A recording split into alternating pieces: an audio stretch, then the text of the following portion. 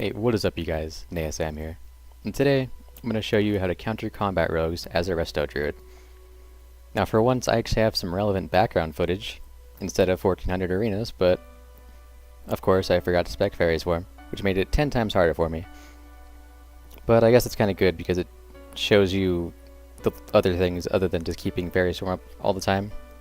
So let's get started on the actual guide itself. So the biggest thing starting an arena against combat rogues or any rogue in general is you want to put some hots up and then get in stealth.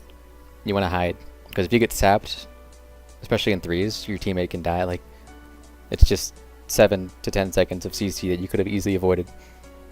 And another thing is, as soon as one of your teammates attacks something, you want the teammate to run and get in combat as soon as possible so you don't get sapped, because if you heal someone in combat, you automatically get put in combat. Yeah, that's the biggest thing in the beginning of the arena. The most important thing about countering combat rogues is predicting them. You have to be able to get Bear from off for nearly every kidney and you will pretty much die. Unless you have a paladin on your team, which can bop you, but even that can get purged. If they have red buff killing spree and you're not in bear form, you're dead. It's just how it is. So if they're going on your teammate and they run towards you, you're going to want to turn away in bear form. Turn away in case they're just going to gouge you, because it's unneeded CC. Either way, you want to bear form in case there's a mage in the team that can call you. You just want to get in the habit of getting in bear form anytime a rogue gets near you. But you also want to keep pots up all the time, so as soon as he leaves, you want to start hotting you and your teammate again.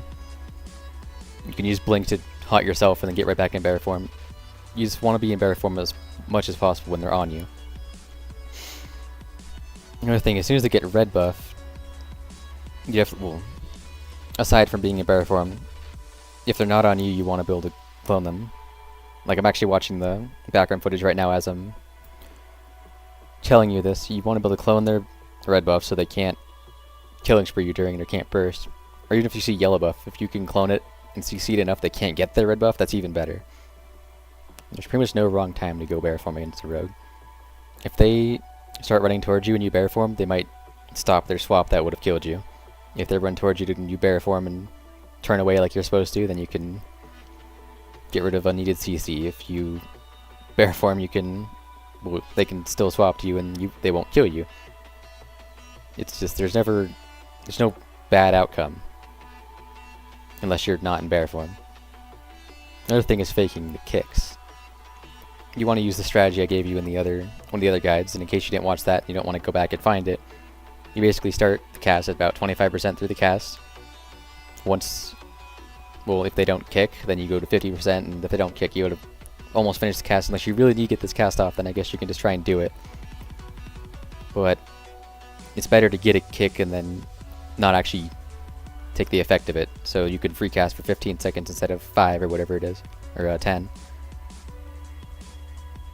If there's ever a time that they catch you by surprise or you mess something up, and you're not in bear form and you're kidneyed and they have red buff and they're bursting or whatever, that's when you use bark skin. Or maybe trinket.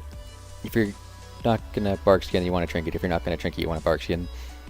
And that's also when you tell your teammates, if you're in Skype with them or in threes or whatever, you tell them that you need help. You need peels, CC on the DPS, anything to get them to help you.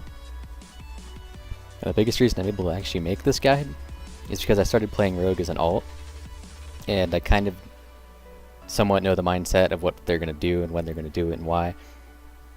And that definitely helps having alts, but it's the biggest thing I've ever seen me always kill a druid. It's when I have red buff and I pop killing spree, and then they use their displacer beast before my killing spree ends. Because that just teleports me to them, and then they have no more outs. Especially if I'm using burst of speed, they can't escape. So if you see someone killing spreeing, you're better off just dying than trying to blink at the last tick and have them teleport to you, because then you're dead anyway. What you want to do is blink right after and then have someone peel. And hopefully you can top off, because killing spree usually doesn't actually end your life. It usually gets you really low. But I don't usually kill someone with it unless they do that. Unless they blink, then I count that as a killing spree kill just because I can stay on them. It's like a shadow step for free.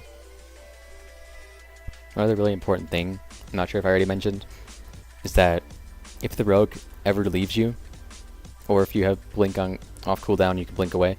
You need to keep HOTS up 100% of the time. 2 rejuves and a life bloom. 2 rejuves on you and your partner. Or partners. At least 1 rejuve if you're in 3s on each partner.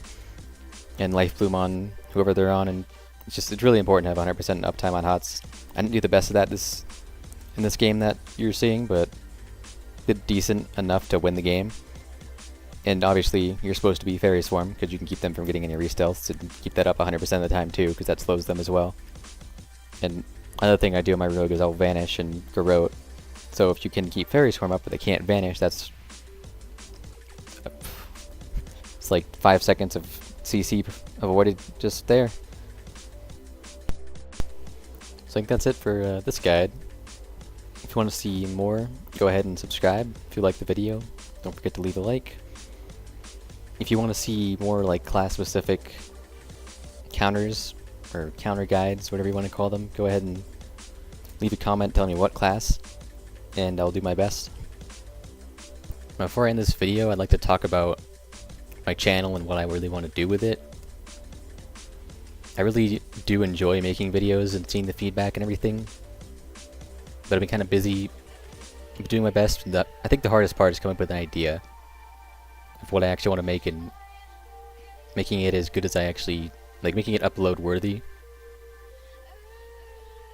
So I've pretty much taken to streaming a lot too, because my internet's a lot better now. I've actually been streaming quite a bit, almost every day, until I got sick, but almost every day still. But yeah, if you have any suggestions or anything, you can comment on any of my videos, I'll see it. Or you can message me on YouTube, and it'll definitely motivate me to make the video that you're requesting a lot more if someone actually requests it. Like this combat rogue guy was actually requested. Otherwise I may not have made it. But yeah, I do plan to continue trying to stay somewhat consistent.